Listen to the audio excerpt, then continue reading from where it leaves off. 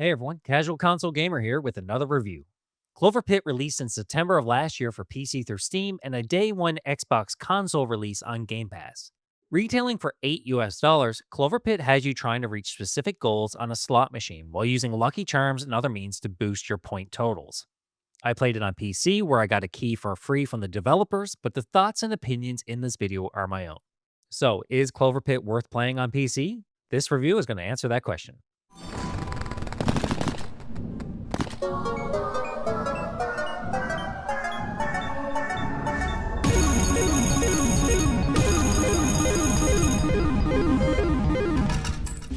Let's begin the review by discussing the graphics and technical performance of Cloverpit on PC. The game looks good as much as it can with that retro, pixelated look the developers are going for. The game looks drab and dreary at the start, sticking with its horror themes, but as you spin the slot machine, things can quickly become blindingly brilliant. For technical performance, the game runs great, and I didn't have any slowdowns, FPS drops, errors, bugs, or glitches. Overall, the game looks interesting and runs flawlessly. Moving on to gameplay, Cloverpit is similar to Balatro, where you need to gamble in order to reach an ever increasing amount of money, or you lose and die.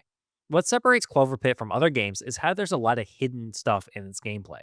The developers only give you hints at what you should do without outright telling you. For example, the wall above the red phone says do not trust anyone. What exactly does that mean? Well, it's important, but it's up to you to figure that out. Like any slot machine, you put money in and spin, hoping to line up similar symbols to earn enough money. The symbols all have a set value, and the bonuses you get comes from how many you line up.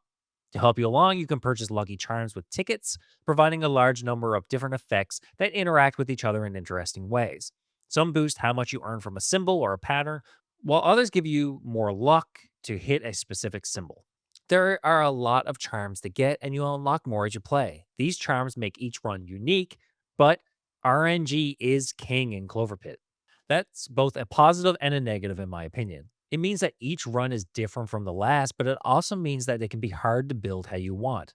For example, maybe you're trying to unlock charms from hitting jackpots, but unless you manage to RNG your way into those charms, you kind of just need to work around what you get.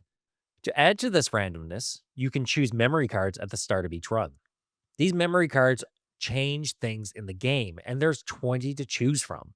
Some lock certain charms away or change specific gameplay elements to make things harder or easier or just plain different. But at the end of the day, the game is about making money to progress. You fail and you fall to your death, and you need to start a new run. Which brings us to the story. There isn't really any, apart from a few things that are almost like Easter eggs. Without spoiling anything, I'm pretty sure you're in hell, which explains things like hitting 666 on the slot machine and losing all your money, and all the evil imagery in the game. But apart from that, the fact that some mysterious person is telling you to continue gambling, there isn't much of a narrative here. You play the game, you either win and repeat or die and repeat, and that's pretty much it. There are hidden things in the game and a hidden ending. It would be up to you to find out what these endings and secrets are if you choose to play Cloverpit. All right, let's go into the pros and cons of Cloverpit. For the pros, the game is addictive and fun. There's so much variety and things to unlock that many runs feel completely different from each other. For only $8 US, I put in 34 hours into this game and still had only unlocked about 80% of the charms. There is a lot of gameplay here and value for your money. Did I mention it's addictive? It gives you that same rush as real gambling when you manage to hit big and survive another round.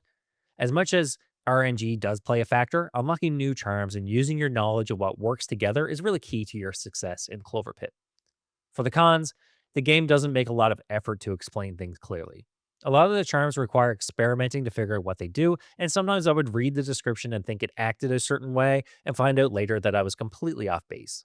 RNG is king, and sometimes you can just not progress because you didn't hit the right charms. And that's it for another review. So is Cloverpit worth playing, either on PC or Xbox console? Absolutely, it's worth it on both. The game is a blast, and I had a ton of fun playing it. I'm the Casual Console Gamer on YouTube, and I'll see you all in the next review.